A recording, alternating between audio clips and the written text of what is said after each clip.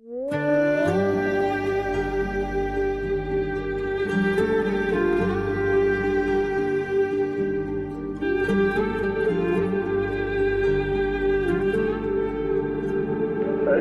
أن محمدا رسول الله.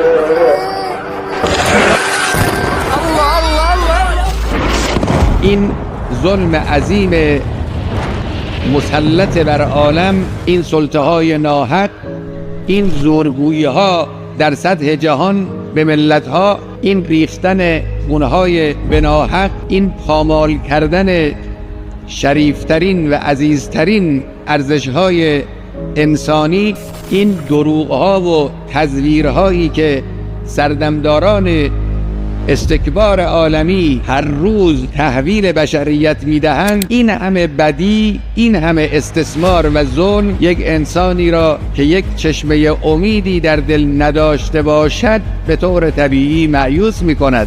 لذا به سمت پوچی کشیده می شود نسل جوان. دختر و پسرها در کشورهای غربی، بسیاری از آنها به سمت بیهودگی و بی‌اعتنایی به مظاهر زندگی و پوچی و غرق شدن در شهوات آنی کشیده می شوند. این بر اثر یأس است.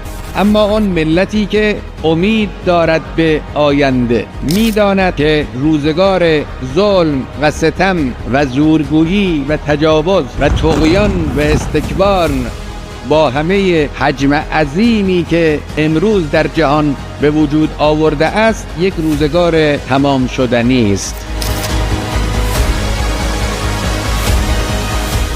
قبل از دوران مهدی موعود آسایش و راحت طلبی و عافیت نیست. والله لتمحصن در روایات، والله لتغربلن، به شدت فشار داده میشید، امتحان میشید. امتحان کجاست و کی است؟ اون وقتی که میدانی است، میدان مجاهدتی است. در میدانهای مجاهدت قبل از ظهور مهدی موعود انسانهای پاک امتحان می شوند، در کوره های آزمایش وارد می شوند و سربلند بیرون می آیند و جهان به دوران آرمانی و هدفی مهدی موعود ارواحنا فداه روز به روز نزدیکتر می شود. دورانی که در آن اندیشه بشری و عقول بشر از همیشه فعالتر و خلاقتر و آفریننده تر است. دورانی که ملت‌ها با یکدیگر نمی جنگند. دست‌های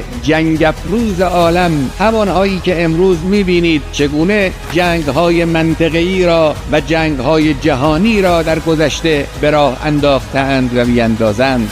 این جنگ‌ها در آن دوران دیگر نیست. صلح است، امنیت کامل است در مقیاس عالم. باید برای آن دوران تلاش کرد. این اون امید بزرگ است